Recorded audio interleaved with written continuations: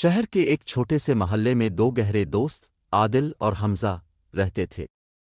دونوں کی دوستی بچپن سے تھی اور وہ ہر وقت ایک ساتھ رہتے، کھیلتے اور ایک دوسرے کی خوشیوں اور غموں میں شریک ہوتے۔ عادل کا تعلق ایک متوسط گھرانے سے تھا، جبکہ حمزہ کے والدین کافی امیر تھے، مگر دولت کا یہ فرق کبھی ان کی دوستی میں حائل نہیں ہوا۔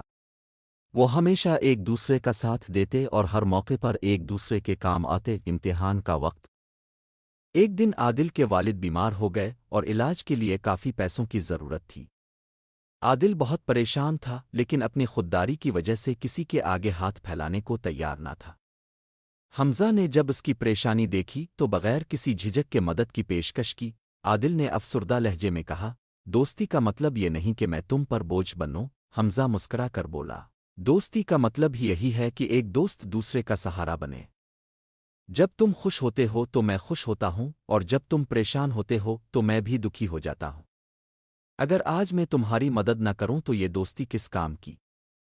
یہ سن کر عادل کی آنکھوں میں آنسو آ گئے۔ اس نے حمزہ کو گلے لگا لیا اور کہا، تم صرف میرے دوست نہیں، میرے بھائی ہو۔ دوستی کا سبق یہ واقعہ ثابت کرتا ہے کہ سچی دوستی دولت، وقت اور مفاد کی محتاج نہیں ہوتی۔ ایک سچا دوست وہی ہوتا ہے جو ہر حال میں ساتھ کھڑا رہے، چاہے دنیا ادھر کی ادھر ہو جائے، کیونکہ دوستی ایک ایسا خزانہ ہے جو دولت سے زیادہ قیمتی ہوتا ہے۔